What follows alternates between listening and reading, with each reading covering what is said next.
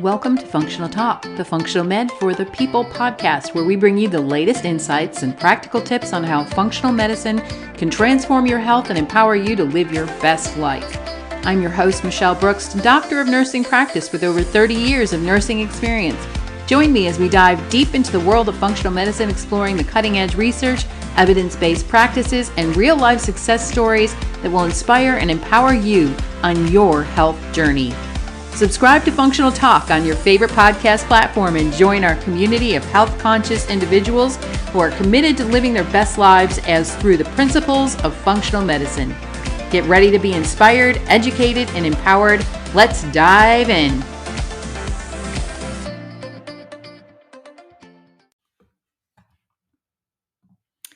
Welcome back. This is Michelle, and I'm your host here at Functional Talk, the Health for the People podcast. And today we are going to talk stress and how does stress affect your body.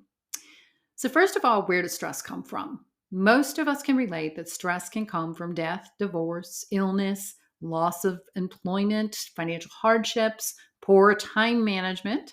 But stress is not always negative. Some is positive, like getting married, having a child, getting that promotion, going to college. This type of stress can be positive, but it is still change, even though it can help us move toward our full potential. It's when this positive stress becomes overwhelming that it causes distress and much of the same results as negative stress. Stress is defined by the World Health Organization as natural human response that prompts us to address challenges and threats in our lives. Everyone experiences stress to some degree. When you find yourself in a stressful situation, it can be environmental. Maybe you have a deadline at work that's looming over your head, or perhaps it's psychological. Maybe you have been worrying about losing your job, regardless of how do you get to this state. This stress can cause a cascading effect as stress hormones are released. These hormones, we'll talk about cortisol, can change in our bodies, such as it changes your heart to beat faster, your breathing increases, your muscles become tense, you begin to break out in a sweat. This is all what we call the fight or flight, and it is God's gift to you for your survival.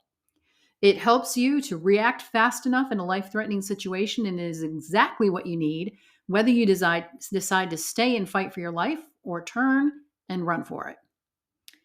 And this is not necessarily a bad thing, right? That the problem occurs when we react to stressors that are not life-threatening. Things like getting stuck in traffic and meeting work deadlines and having Thanksgiving dinner with difficult family members. We're becoming more and more aware of just what kind of effects these stress responses have on our overall physical and psychological well-being, especially when they continue to occur over a long period of time. Effects like high blood pressure that can result in clogging your arteries with deposits. This can damage your organs. You can have changes in your brain that lead to more anxiety, depression, and addictions. Obesity, because when we're stressed, many eat more. We might sleep less. We exercise less. An important thing to remember is that despite the feeling of loss of control, we still do have control over what and how we think. And we have control over our behavior. Now, until I learned this, which I'm going to admit here, full transparency, it was much later than sooner in life. I used to think that my locus of control was in the situation. When I finally learned that I could choose how I was going to react, and this changed my life in every relationship and circumstance. Now, if I lose control, I admit I chose that behavior. Learning stress management and using those techniques in times of distress can be beneficial. And we'll talk about why in just a minute. Let's take a closer look on how stress can affect us. So one way that stress can affect us is decreased stomach acid. Not only can stress cause ulcers, but it can play a role in decreased stomach acid, causing a number of gut issues. Think about it, less acid. So we've got less digestion going on. So we've got more large particles of food floating around, and our immune system does not like that. It goes haywire. If you've got chronic disease, if you're dealing with any lifelong illnesses, you can have disease flare-ups. It's so important to get yourself into a support group and choose some stress management techniques that can help you combat those disease flare ups and manage it so that you don't have those flare ups.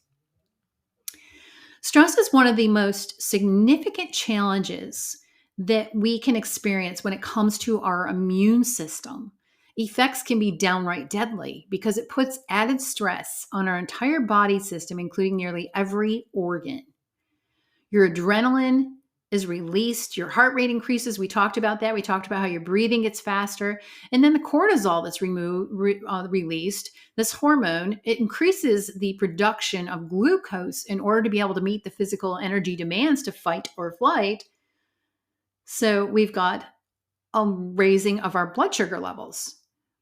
And again, meeting the physical demand, our oxygen rates go up. Our muscles become tense in order to be able to run or brace for a fight. We experience pristine thinking because our heart and our blood sugar they're circulating. Our heart is pumping. You got more increased circulation, increased perfusion. We're pumping around that blood sugar and oxygen, and we are getting better blood flow and nutrition to our brain. So we've got this high level of thinking going on. Acuity helps us really make those snap decisions. On the flip side, other parts of our body may get decreased blood flow because you only have approximately 5 liters of blood and it has to go somewhere. So if it's being shunted to the brain or your muscles, less is going elsewhere, things like your gut or your toe. In the good old days, this fight or flight was a great thing to have when we were out hunting bears, trying to provide much needed food for our family. Maybe we needed to run from a forest fire. But this response system was a good thing. When the fight or flight was over, one of two things usually happened. You either caught your game and were elated that you and your family could eat, or you were dead. Either way, there was no more stress. Nowadays, we've got the severe need to educate healthcare consumers on stress response. That's why I'm so passionate about this. I'm sure that many of our war-torn countries have and are experiencing this. And we may experience it if we become the victim of a crime or if our home catches fire, or the children are late home from school. So here is a question for you. When do you know that you are under too much stress? What's your sign? Your body's going to tell you before your mind does. So what are the signals of stress that you need to be looking for? They can be emotional signals, which may sound familiar. These might sound really familiar to you. You might have some moodiness, worry, irritability, hostility, anger, bad dreams, lassitude, which basically word meaning you're physically or mentally tired. You've got no energy. You've got defensiveness, always argumentative, difficulty concentrating. There's also the physical signs: muscle tension, aches and pains, fatigue, sleep disturbances, diarrhea, digestive symptoms, headaches. This sounds like a routine doctor visit log of the diagnoses that he's seeing in a day. And then there are the behavioral signs: overuse of drugs and alcohol, overeating, forgetfulness, clumsiness, depression, tension, poor eating. My husband was mentioning to me today when I was on lunch break, he was talking to me a little bit about something he was watching in West Virginia. And it was very interesting because that was actually one of the places that we were looking at moving to, possibility of moving to. I was looking at a job offer, doing nursing teaching, and he was telling me that the population of the area is so poverty stricken at this point that the economy is so bad, 50% of the population is using drugs. And I just felt like that was huge, huge. And it just really sums up what I'm saying here. So here's the question for you. Do you notice any of these symptoms? Do you think you are under a little, or are you under a lot of stress? What's your body trying to tell you? Unfortunately, much of our culture thrives and rewards lifestyles that are in this continued state of stress. The push for more, better, richer, even healthier and fitter, everything is pumped with this more mentality, creating a whole new level of stress. And now we have AI. What a relief, right? Because that can replace some of your stress. Nope. We add more stress because we've got a little more time and now we've got a little more help, right? As a functional medicine nurse, one of the first things that I work with patients on is to be more self-aware. I am a huge advocate of journaling. What do you do if you are walking to your car and you turn your ankle on a curb? You've got to stop, right? Your body will not let you walk on without pain. And if the pain's great enough, you're going to stop. Your body's saying, listen to me right now, this very minute. Forget what you're doing, the phone call, the deadline. I need you. You may try to ignore the signal, but if you did enough damage, you won't be able to continue much longer. Stress management can be a natural remedy to help your body and its organs to return to a state of balance. And what is our first reaction when we encounter stress? Many hold their breath. Maybe our breathing becomes rapid and shallow. This is often our first response to the immediate stress. So, what are some other ways to help manage your stress load? How do we keep our acute stress from being chronic and affecting our health? How do you stop chronic stress from leading to cardiovascular disease, obesity, diabetes, stroke, and more? And it does do that. The research is out there. Deep breathing. Let's talk about some methods. Deep breathing is one great stress management technique that's mentioned at almost every turn. And deep breathing exercises can make a huge impact on your overall stress level when used as a stress management tool. Now, by doing these exercises, there's an increased flow of oxygen to your tissues and organs. It also helps us by carrying out any extra waste products because when we breathe, we break down oxygen into this carbon dioxide. And it's super important not to let this buildup. You don't want to build up of carbon dioxide because that's bad. So by having better blood flow, we can move this waste product out of us. Deep breathing causes us also to slow down. We're concentrating on something else besides the stress. We begin to feel more balanced, more centered. And because we've stopped the fight or flight sensation, we're then able to make better decisions with a little more thought. Because when we're in the mix of it, there is no better decision. You're doing what you need to do to stay alive. An added perk to deep breathing is that you can do this anywhere. I remember working in acute care during the pandemic and literally crying, breaking down and crying in the bedroom because I was so overwhelmed. We were so understaffed. We had no support. And I became known for my Calm inhaler because I would rub some of the essential oil on my hands. I'd breathe it in and in and out deeply. I'd do this several times. And then I'd go back to work. And yes, the oils were probably helpful and key, but I love essential oils. But the breathing was key in getting the oil inhaled. And the breathing was what was necessary to slow down my rapid, overwhelmed breathing and thinking. And it caused me to reset. One of the easiest ways to begin easing your stress load is by getting restorative sleep.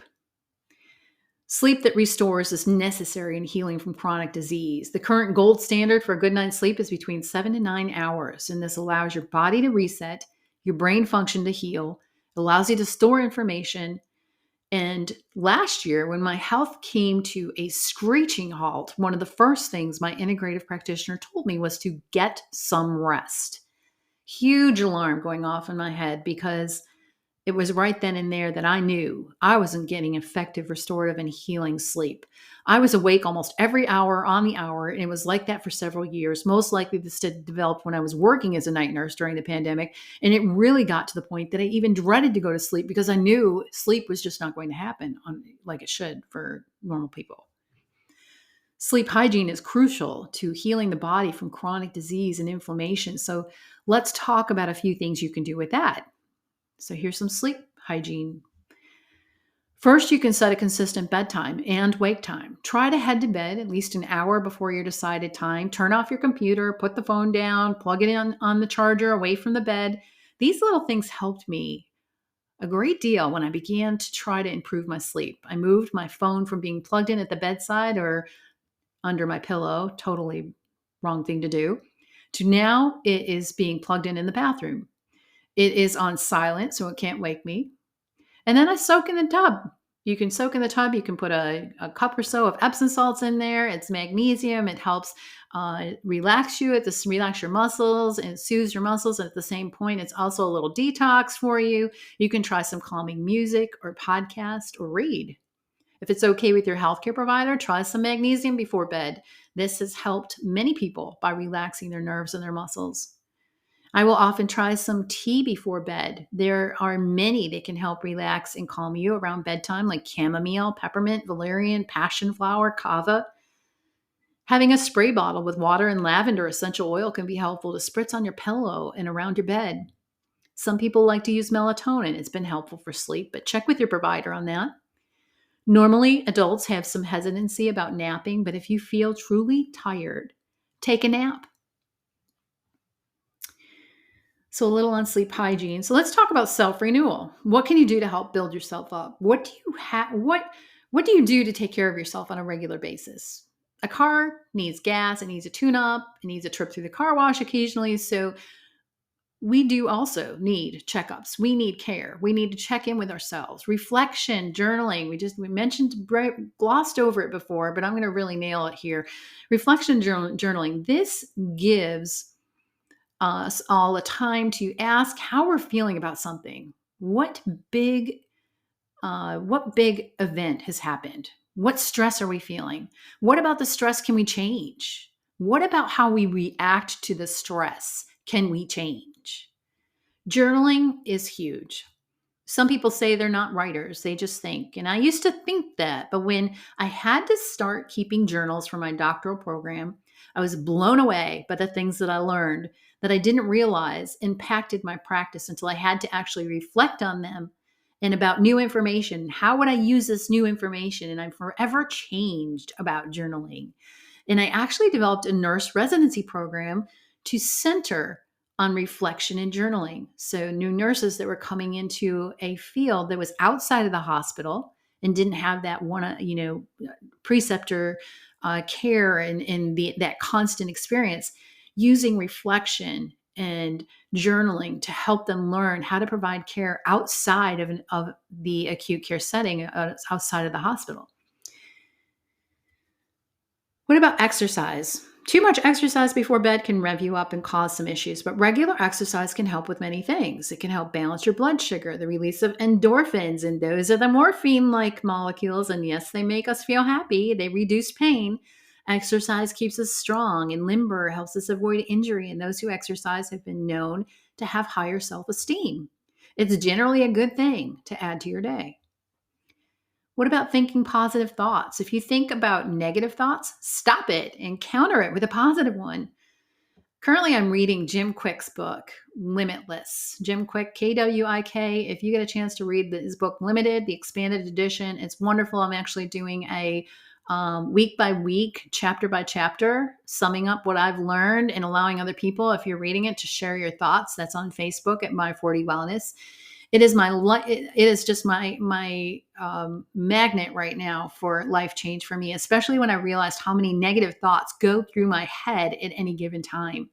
And then what I began to do is to counter them with positive thoughts and truthful thoughts, because a lot of the negative thoughts weren't really based on truth. They were more based on fear and just inaccurate self-perceptions. And so my positive thoughts were more truthful, thoughts that would provide change in how I function. And it's wonderful to begin to think positive thoughts. And as I've changed how I'm thinking, I have to tell you, circumstances in my life began to change. The big thing in combating stress is to find balance. Find the things you enjoy doing. Maybe you spend all your time working, caring for children, a sick parent, but you need to schedule in some time to balance those needs with your own. For me, that's my morning quiet time with my Bible and prayer, quiet reflection, but it is my time. And I hardly miss a day. And when I do, I feel it. I also enjoy running, so I take time out during the day or the week to get in a solo run or run with a group that I enjoy running with it in the community. But whatever you enjoy doing, find some time to do that. Carving that time out for you will allow you to rest, restore, renew, come back to the responsibilities with new energy and new dedication.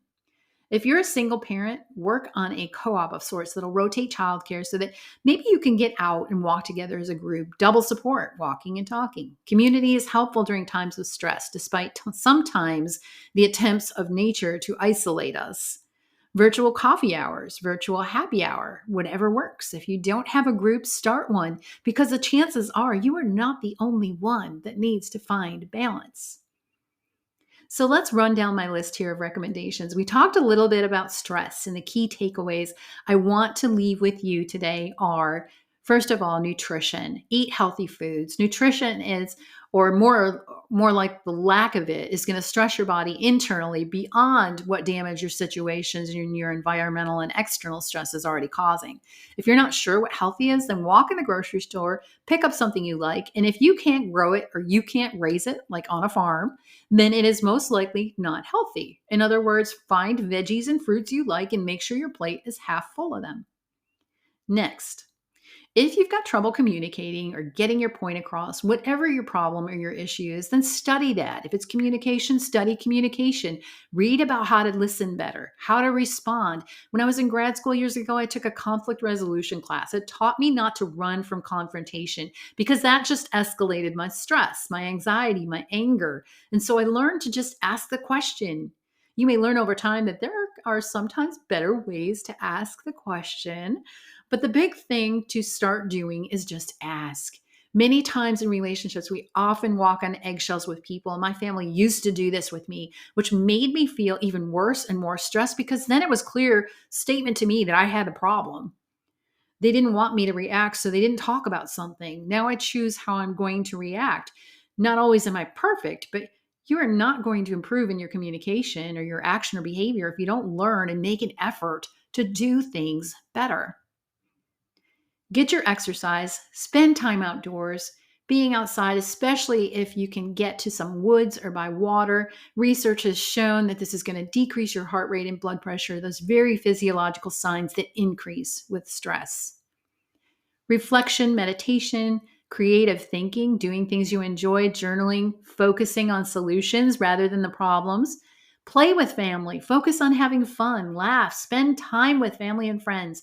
Make time for chaos because you know if it can happen, it will. And that's where I came up with Plan B. I always have a Plan B. That people used to ask me, what do you do if you made these plans or you've made a decision in your business, and what do you do if someone doesn't want to go along with it or someone counters it? Plan B. There always needs to be a move to the next best thing.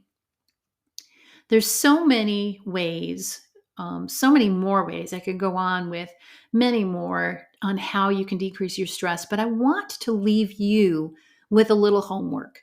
I want you to come up with something yourself that will work for you on helping you manage your stress. If I haven't mentioned it, drop it to me in the comments. I would love to hear it.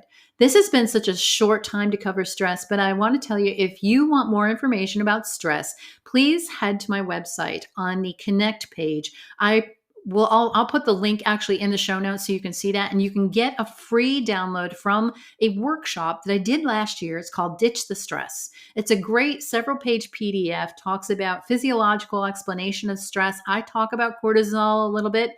I talk about a number of ways to break chronic stress and the management techniques. So take advantage of a free opportunity here. I hope that it helps.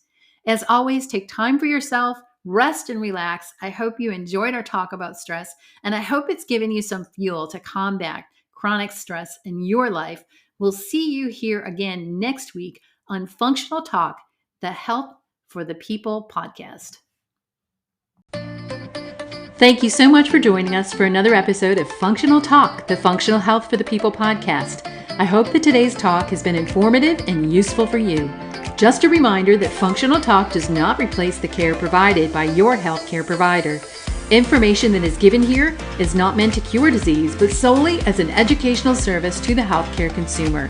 You can find us on social media at Dr. Brooks RN on Instagram or My4D Wellness on Facebook. For more information, you can check out our website at my4dwellness.com. You can also email or direct message with any questions. If you're enjoying our podcast, be sure to follow, like, and share. We hope to see you back here again next week on Functional Talk.